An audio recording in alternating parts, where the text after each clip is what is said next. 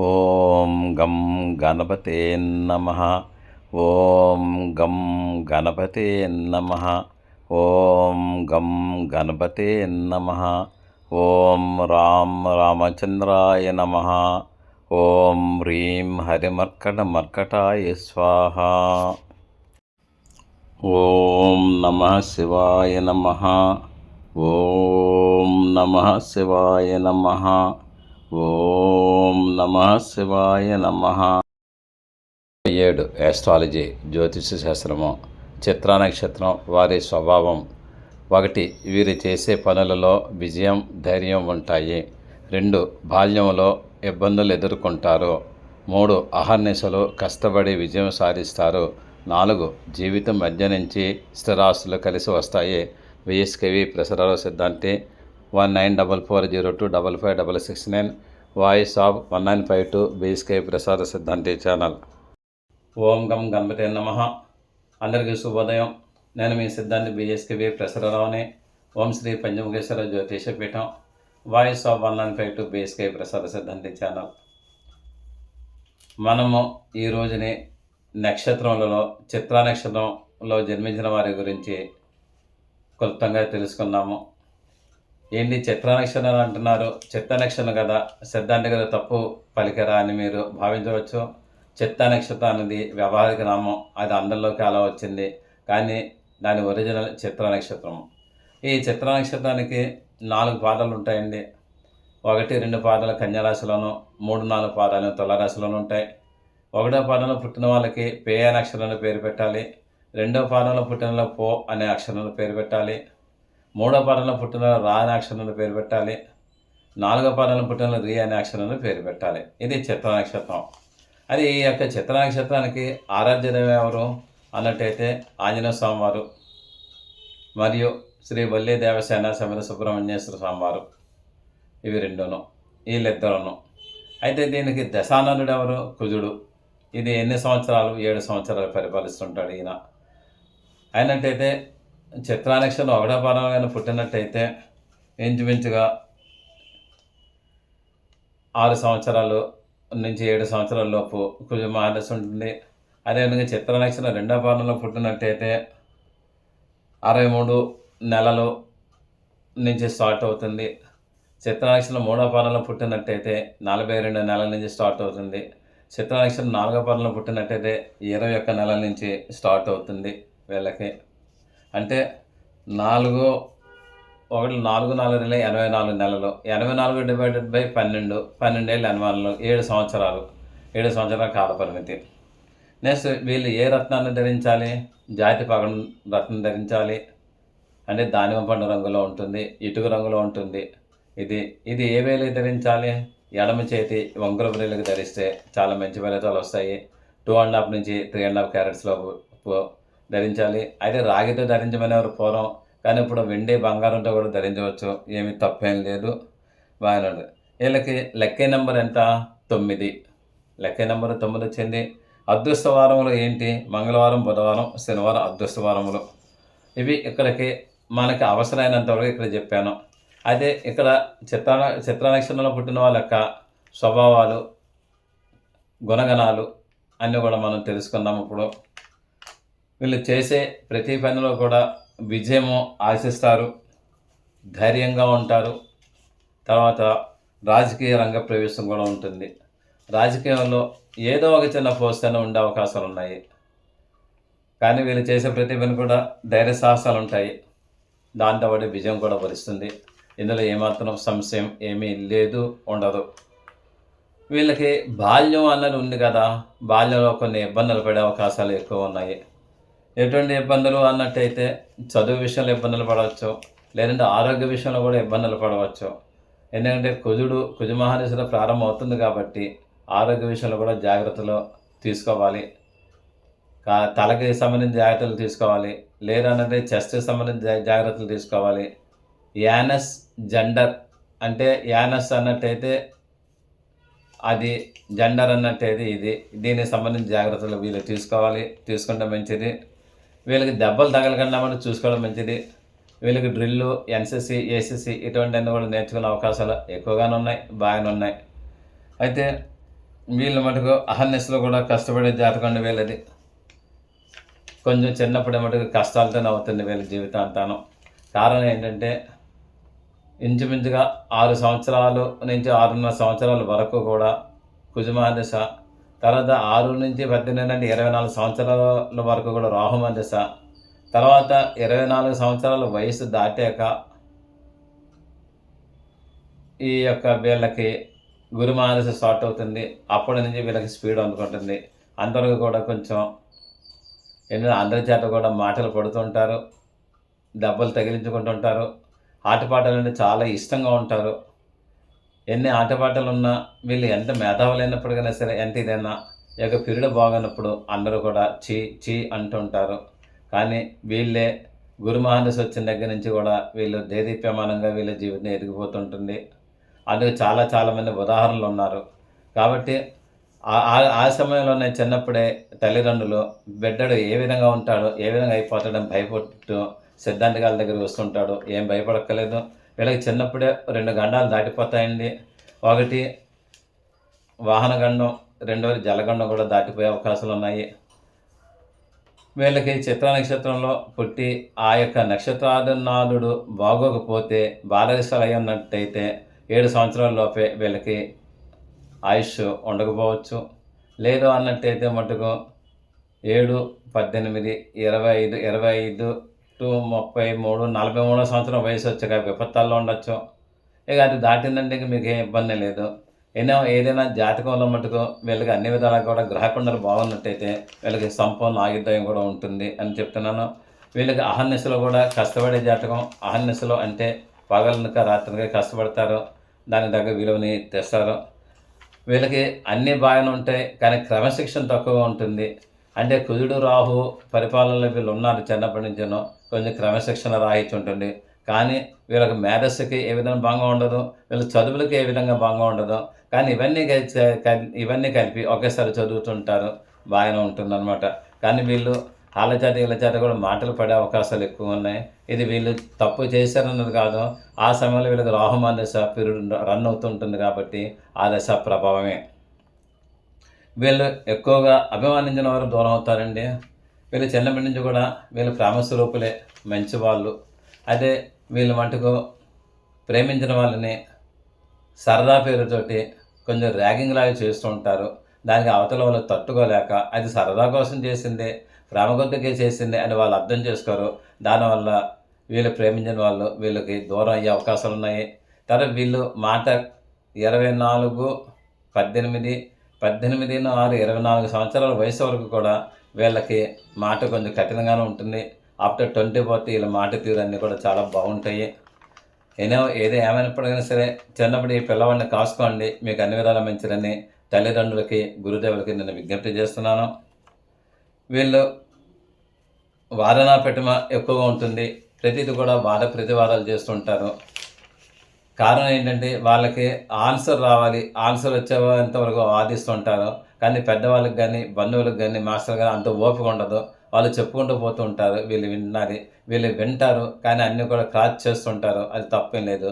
కానీ ప్రజల దృష్టిలో అది తప్పు, కానీ వీళ్ళ దృష్టిలో అది తప్పు లేదు. బయట అందరూ గౌరవిస్తారు ఈయన్ని, అంటే ఫ్రెండ్స్ గౌరవిస్తారు, అనేక రకాలు గౌరవిస్తారు. కానీ ఇంట్లో మటుకు వీళ్ళకి గౌరవానికి నోచుకోలేరు. ఇటు చిన్నప్పుడు మృగశిర నక్షత్రంలో పుట్టిన వాళ్ళైనా, చిత్ర నక్షత్రంలో పుట్టిన వాళ్ళైనా, ధనిష్ట నక్షత్రంలో పుట్టిన వాళ్ళైనా సరే బయట అందరూ గౌరవిస్తారు. కానీ ఇంట్లో తల్లి కానీ, తండ్రి కానీ గౌరవానికి వీళ్ళు నోచుకోలేరు. అదేవిధంగా మ్యారేజ్ అయ్యాక భార్య యొక్క గౌరవానికి కూడా నోచుకోలేరు. భార్య కూడా గౌరవించకపోవచ్చు. అదేవిధంగా పిల్లలు కూడా వీళ్ళని గౌరవించకపోవచ్చు. కానీ వీళ్ళు మటుకు వాళ్ళ యొక్క కర్తవ్య పాలన వాళ్ళు చేసేస్తూనే ఉంటారు. వీళ్ళు గౌరవించారు, వాళ్ళు గౌరవించాలని వీళ్ళు ఎప్పుడు కూడా బాధపడరు. బాధపడే మనసులో వీళ్ళది కాదు. కానీ వీళ్ళ మటు అతి కోపం ఎక్కువ ఉంటుంది. ఆ కోపం కూడా మరి ఎటువంటి చిన్న చిన్న కారణాల వల్ల కోపం ఎక్కువ అవుతుందని నేను అనుకుంటున్నాను. ఈ నక్షత్ర జాతకులకి అందరూ దూరంగానే ఉంటారండి. కారణం వీళ్ళు కొండబద్దలు కొట్టిన మాట్లాడతారు, నిర్మోహమాటంగా మాట్లాడతారు, తప్పును తప్పు అంటారు, రైట్ని రైట్ అంటారు. అందుకే వీళ్ళకి అందరూ దూరంగా ఉంటారు. వీళ్ళకి కనిపిస్తే చాలు ఏదో ఒక పని ఎండారు చేస్తుంటారు, అలాగే వాళ్ళ అందరికీ దూరంగా ఉంటారు. ఒరే పరీక్షలు అవుతున్నాయి, స్లిప్పులు పెట్టకూడదు, చదువుకో, మా ఇంటికి రావద్దు అంటారు. అయితే ఆ ఫ్రెండ్ వినడు. ఇదే విధంగా భార్యను కూడా అంటారు, మనం ఇప్పుడు ఈ ఖర్చులో ఉంటాం, వాళ్ళ ఇంటికి వెళ్ళాలి ఫంక్షన్ అంటారు, వెళ్ళక తప్పదా అంటారు. ఎటువంటి మాటలు అంటుంటాడని భార్య కూడా భర్తతో సహకరించకపోవచ్చు కొన్ని కొన్ని పరిస్థితుల్లోనూ. అంటే ఈ నక్షత్ర జాతకులు అందుకే అందరూ దూరంగా ఉంటారు. వీళ్ళకి విపరీతమైన కోపం ఉంటుంది. ఆ కోపంలో వీరు ఏం చేస్తారో తెలీదు. కాబట్టి వీళ్ళకి కోపం రప్పించకుండా ఉంటే మంచిది. వీళ్ళకి భార్య యొక్క పవర్ అంతా కూడా కోపం వచ్చినప్పుడు కళ్ళల్లోకి, ఆ యొక్క చేతుల్లోకి వస్తుంది. ఆ చేతుల్లో వీళ్ళు కొడితే చాలా బాధాకరంగా ఉంటుంది. తర్వాత వీళ్ళకి మెమరీస్ గుర్తుకొస్తుంటాయి. అంటే జ్ఞాపకాలు గుర్తుకొస్తున్నాయని పాటలున్నాయి కదా సినిమాల్లోనూ. అయన్నీ కూడా గుర్తుకొస్తాయి. అయి గుర్తుకొచ్చి ఆళ్ళు ఈ యొక్క చెడ్డని అన్నీ తీసుకొని వీళ్ళు స్పందిస్తారు. దానివలన వీళ్ళు సంఘానికి కొంచెం దూరంగా ఉండే అవకాశాలున్నాయి. సంఘంలో కలవలేరు గమ్ముని. వీళ్ళు ప్రయోజనకరమైన చర్చలు, కోపతాపాలు జీవితంలో చేరునని ప్రయోజనకరమైన చర్చలు వీళ్ళు చేయలేరు. తర్వాత కోపతాపాలు లేని చర్చలు కూడా చేయలేరు. ఆ యొక్క చర్చలు అంటే డిస్కషన్స్‌లో కోపతాపాలు ఉండక తప్పవు. జీవితంలో అన్నీ సర్దుకునే భార్య లభిస్తుంది. ఎన్ని ఎలా ఉన్నప్పటికైనా సరే వీళ్ళకి మటుకు మంచి మనస్తత్వం గల లైఫ్ పార్ట్నర్ వీళ్ళకి దొరుకుద్ది. అన్నీ సర్దుకుంటుంది. కానీ ఎన్ని సర్దుకున్నప్పటికైనా సరే వాళ్ళని వీళ్ళు కొంచెం హింస పెడుతూనే ఉంటారు. అంటే ప్రేమపూర్వకంగా. ఏవండీ, పువ్వులు తేవచ్చు భార్యకి మంచిది. కానీ బండి పువ్వులు తెచ్చి నువ్వు పెట్టుకోమంటే ఆవిడ ఎక్కడ పెట్టుకోగలదు? అదేవిధంగా ఒక స్వీట్ తెచ్చి భార్యకి పెట్టవచ్చు. కానీ 2 కేజీల స్వీట్ తెచ్చి నువ్వు తినేంత వరకు ఉంటానంటే ఎలా ఉండగలదు? అదేవిధంగా భార్యని ప్రేమగా చూడవచ్చు. ఉద్యోగాలు మానేసి, వ్యవహారాలు మానేసి ఇంటి పట్టున ఉండాలంటే అది ఎలా కుదురుతుంది? ఏ భార్య కన్నా సరే కుదురుతుందా? కుదరదు కదా! అది వీళ్ళు అర్థం చేసుకోలేరు. అర్థం చేసుకునే అవకాశం లేదు. ఏదనంటే నాకు ప్రేమ స్వరూపం కదా! ప్రేమ స్వభావం కదా అంటారు. ఎంత ప్రేమ అయితే మటుకు అతి సర్వత్రా వర్జేత్ అన్న యొక్క సూత్రం వీళ్ళకి అప్లై చేసుకోరు కూడాను. వీళ్ళకి జీవితంలో మిడిల్‌లో స్థిరాస్తులు కలిసొస్తాయండి. నేను ఇందాక చెప్పాను కదా! అంటే 7 సంవత్సరాల వయసు వరకు కూడా కుజుడు, తర్వాత 18 అంటే 25 సంవత్సరాల వరకు కూడా కుజుడు రావడం, తర్వాత 25 సంవత్సరాల నుంచి మటుకు గురుమహాదశ వస్తుంది కాబట్టి అప్పటి నుంచి కూడా వీళ్ళకి స్థిరాస్తులు కలిసి వస్తాయి. ఉద్యోగ వ్యాపారాలు కూడా కలిసి వస్తాయి. తర్వాత వీళ్ళకి సంఘంలో ఒక గుర్తింపు అనేది కూడా వచ్చే అవకాశాలు ఎక్కువగా ఉన్నాయి. ఇక వీళ్ళలో ఒక మంచి గుణం ఒకటి ఉంది. ఏంటంటే జీవహింస చేయకూడదు అని అంటారు. జీవహింసకి వీళ్ళు వ్యతిరేకులు. భూత దయ చూపాలి అనే ప్రవృత్తి వీళ్ళది. వీళ్ళకి భార్యా ప్రియత్వం ఎక్కువ. భార్య అంటే చాలా ఎక్కువ ఇష్టము. బంధుప్రీతి కూడా ఎక్కువ. కానీ ఇదే భవిష్యత్తులో వీళ్ళకి కొంప ముంచుతుంది. భార్య ప్రేమ ఎక్కువే. అలా చూస్తుంటే చుట్టాల్లో ఇతను లోకు అయిపోతాడు. భార్య కొంగబట్టి తిరుగుతున్నామని లోకు అయిపోతాడు కదా! బంధుప్రీతి ఎక్కువ. అందరిని కూడా ఆదరిస్తాడు. కానీ వాళ్ళే ఇతనికి సటగొప్పను పెడతారు. ఇదే భవిష్యత్తులో అతనికి ఇబ్బందికర వాతావరణానికి దారి తీసేది. ఇన్ని ఎలా ఉన్నప్పటికైనా వీళ్ళు ధైర్యంగానే ఉంటారు.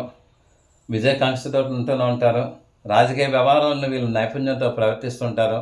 కానీ వీళ్ళది విచిత్రమైన ప్రవృత్తి అండి. కాసేపు ఎలా ఉంటారు, కాసేపు అలా ఉంటారు. చిత్ర నక్షత్రం విచిత్రమైన డ్రెస్సులు వేస్తుంటారు వీళ్ళు. విచిత్రమైన దారులను నడుస్తూ ఉంటారు. ఒక రూట్ అనేది వీళ్ళకి లేదు. లైన్ క్లియరెన్స్ ఏం లేదు. వీళ్ళకి బుద్ధి కుశలత బాగానే ఉంటుంది. కానీ మయమాన్ని పోతూ ఉంటుంది. గ్రంథ పరిచయం ఉంటుంది. తద్వారా జ్ఞానం కూడా వస్తుంది. వీళ్ళు ఎక్కువ ధనవంతులు అయ్యే అవకాశాలు ఎక్కువగానే ఉన్నాయి. బాగానే ఉంది, పర్వాలేదు. వీళ్ళు భోగభాగ్యాలు అనుభవించే జాతకమే. అది కూడా ఇబ్బందికర వాతావరణం ఏం కాదు. తర్వాత వీళ్ళు సదా తిరుగుతారు అంటారు. సంచార ప్రియులు. ఇటువంటి వాళ్ళకి మెడికల్ రిప్రజెంటేటివ్ జాబ్స్ కానీ యొక్క తిరిగే జాబులు కానీ ఉంటే చాలా మంచి ఫలితం వస్తాయి. వీళ్ళ భార్య ఏ విధంగా ఉంటుంది అనుకున్నారు? ఇందాక చెప్పుకున్నాం కదా! చాలా రూపవతి ఉంటుంది. చాలా అందగత్తె ఉంటుంది. అందగత్తె అన్నట్టయితే ఎర్రగా, బుర్రగా ఉండాలని ఏం కాదు. ఆ యొక్క నలుపు అయినప్పటికైనా సరే లైఫ్ ఉండాలి. లైఫ్ ఉంటుందన్నమాట. అటువంటిది ఆభరణాలు ధరిస్తుంది అమ్మాయి. తర్వాత వీళ్ళు జ్ఞానవంతులు అవుతారు. అంటే భార్య జ్ఞానవంతురాలు అవుతుంది. ఇతనిని సక్రమైన మార్గంలో కూడా తిప్పుకుంటుంది. సస్యలం గలది అంటే శీలవంతురాలు అవుతుంది.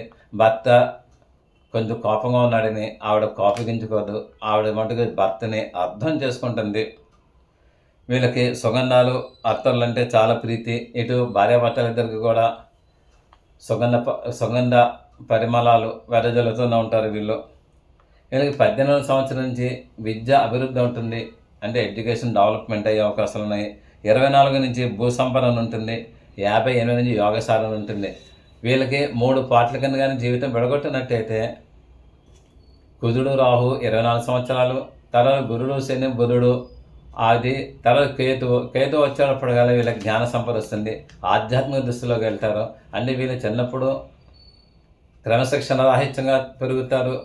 తర్వాత మిడిల్ ఏజ్లో క్రమశిక్షణతో ఉంటారు, బాధ్యతలను తెలుసుకుంటారు. తర్వాత ఓల్డ్ ఏజ్లోకి వచ్చేటప్పటికల్లా తత్వజ్ఞానం తెలుసుకోవడానికి ప్రయత్నం చేసి ఆశ్రమాల చుట్టూ తిరుగుతుంటారు. తత్వజ్ఞానాన్ని తెలుసుకుంటారు. ఓం తత్వమసి అన్నదానికి అర్థం తెలుసుకుంటారు. అహం బ్రహ్మాస్మి అన్నదానికి అర్థం తెలుసుకుంటారు. పరమాత్మని ఎత్తుక్కుంటూ ఎక్కడికో వెళ్ళిపోతూ ఉంటారు మానసికంగా. అయితే వీళ్ళకి మటుకు ఇన్నున్న బాగానే ఉంది. వీళ్ళకి రుగ్మతలు అంటే అనారోగ్యాలు ఏమైనా ఉన్నాయంటే సైకలాజికల్ డిప్రెషన్ అనేది పెద్ద అనారోగ్యం ఉంది వీళ్ళకి. అది మటుకు కంట్రోల్ చేసుకోవాలి. నెక్స్ట్ వీళ్ళకి జీర్ణకోశ సంబంధ వ్యాధులు వచ్చే అవకాశాలు ఉన్నాయి. డైజెషన్ ఇండైజెషన్ అయ్యే అవకాశాలు ఉన్నాయి. అల్సర్స్ వచ్చే అవకాశాలు ఉన్నాయి. తర్వాత డిప్రెషన్, హెర్నియా సంబంధించినవి, నడు నొప్పి సంబంధించినవి వస్తాయి. అపెండిసైటిస్ రావచ్చు. అదేవిధంగా ఆకలి మందగిస్తుంది ఒక్కోసారి. అలాగే ఇదంతా నేను చెప్పాను, మీరు శ్రద్ధగా వినండి. నెక్స్ట్ వీళ్ళకి విద్యలో లా, న్యాయశాస్త్రం చదవచ్చు, అకౌంటింగ్ చేయవచ్చు, ఆడిటింగ్ చేయవచ్చు, ట్యాక్స్ కన్సల్టెన్సీ చేయవచ్చు, సంగీత సాహిత్యాలు చేయవచ్చు, స్పోర్ట్స్ చేయవచ్చు, సివిల్ ఇంజనీర్ చేయవచ్చు, సర్జన్స్ చేయవచ్చు, తర్వాత సర్జరీ చేయవచ్చు. తర్వాత ఏంటంటే టెక్నికల్ కోర్సెస్ వీళ్ళు అన్నీ కూడా చదవచ్చు, చదివే అవకాశాలు ఉన్నాయి. అయితే వీళ్ళకి మటుకు జీవితానికి సరిపడే రెమెడీస్ నేను కొన్ని చెప్తాను, అంటే పరిహారాలు. అంటే వీళ్ళకి చిన్నప్పటి నుంచి కూడా జీవిత పర్యంతం కూడా చేసుకోవచ్చు. ఇది చేసుకుంటే చాలా చాలా చాలా మంచి ఫలితాలు వస్తాయండి. మీరే అబ్జర్వ్ చేయండి. మీ పిల్లల చేత చేయించండి, మీకైతే మీ చేత చేయించండి, మీ నాన్నగారు అమ్మని చిత్రాక్షరాలు వాళ్ళ చేత చేయించండి. వీళ్ళకి రాహుమాదశ వచ్చినప్పుడు మటుకు వెండి వస్తువులు వాడమని చెప్పండి, వాడికి చాలా మంచి ఫలితాలు వస్తాయి. తర్వాత ఉడిపి శ్రీకృష్ణ దర్శనం చేయమనండి. ఉడిపి అనే క్షేత్రం ఉంది కదా, అందులో శ్రీకృష్ణ యొక్క దర్శనం చేస్తే వీళ్ళకి అన్ని విధాలు బాగుంటుంది. వీరు ధరించిన బట్టలు చిరుగులు లేకుండా దానం ఇవ్వాలి. అంటే వీళ్ళు ధరిస్తారు చిరుగులు లేకుండా మటుకు, ఒకవేళ చిరుగులుంటూ కుట్టేయండి, అది దానం ఇస్తే వీళ్ళకి మంచి ఫలితం వస్తుంది. చాలామంది ఈ మధ్య చెప్తున్నారు మన వాడిన బట్టలు ఎవరికి ఇవ్వకూడదని, వీళ్ళ విషయంలో ఇవ్వవచ్చు అని నేను వాగ్దాతిగా నేను చెప్తున్నాను, వాళ్ళ గురించి నేను చెప్తున్నాను. అది పుణ్యమే కానీ పాపం కాదు. మన బట్టలు ఇచ్చేస్తే మన ఐశ్వర్యం వెళ్ళిపోతుందా? వెళ్ళదు. చిరిగిపోయిన మన బట్టలైనా సరే పారేయాలి కదా బయట, అప్పుడన్నా ఐశ్వర్యం పోయినట్టే కదా. అందుకు అదేం లేదు. 41 రోజులు పేలాలు కాకులుగా వేయండి, లేదా అన్నం మెతుకులు కాకులు జల్లండి. ఇప్పుడు మయమయాన్ని 41 రోజులు, ఒక ఏడాది స్టార్ట్ అయ్యే వీళ్ళ పుట్టినరోజు నుంచి 41 రోజులు పేలాలు జల్లండి, లేదంటే అన్నం మెతుకులు జల్లండి. అవి తింటాయి, వీళ్ళని తృప్తి చెంది వీళ్ళని ఆశీర్వదిస్తాయి. ఈ యొక్క చిత్ర నక్షత్రం గురించి ఇంకా మనం చాలా చాలా తక్కువే చెప్పుకున్నాం, కానీ ఇప్పటికే 18 నిమిషాలు అయ్యింది, సమయాతీతం అయ్యింది. ఇంతకంటే పెద్ద వీడియో అయితే ఎవరు చూడలేకపోతున్నారు చాలామంది. ఎన్ని మంచి పాయింట్లు ఉన్నా 18కి మీరు షార్ట్లు పెట్టండి అంటున్నారు. అంటే 18 షార్ట్లు పెట్టాలంటే నా వల్ల అవ్వదు కదా అని వీడియో చూడండి, వీడియో లైక్ చేయండి, మీకు బాగుంటుంది. ఈ రోజుని ఎంతెంత సమాప్తి చేస్తున్నానో, ఇంకొక రోజుని ఇంకో సబ్జెక్టు తోటి మీ ముందుకు వస్తాను. అందరికీ కూడా శుభాలు కలగాలని ఆ దేవదేవుని కోరుకుంటూ సదా భగవంతుని సేవలో మీ సిద్ధాంతి బిఎస్కేవి ప్రసరరావు. శుభం భూయాత్. ఈ వీడియో మీకు నచ్చినట్లయితే లైక్ చేయండి, సబ్స్క్రైబ్ అవ్వండి, మీ ఆత్మీయులందరికీ షేర్ చేయండి. మీ అమూల్యమైన అభిప్రాయములను కామెంట్ రూపంలో తెలియజేయండి. దూర ప్రాంతంలో ఉన్నవారికి, ప్రత్యక్షంగా మమ్మల్ని కలవలేని వారికి ఆన్లైన్ ద్వారా సర్వీసెస్ అందివ్వగలము. గూగుల్ పే, ఫోన్పే ద్వారా మాకు మనీ అందజేయవచ్చు. సదా భగవత్ సేవలో మీ Siddhanti Battula Srikrishna Varaprasad Rao. 9440255669. Thank you for your careful reading of this lesson. See you again tomorrow. సిద్ధాంతి బత్తుల శ్రీకృష్ణ వరప్రసాదరావు. మీరు శ్రద్ధగా ఈ పాఠం విన్నందుకు ధన్యవాదములు. మరల రేపు కలుద్దాం. మీ Siddhanti Battula Srikrishna Varaprasadarao. Voice of 1952 BSK ప్రసార సిద్ధాంతి ఛానల్ 9440255669. ఓం నమః శివాయ నమః.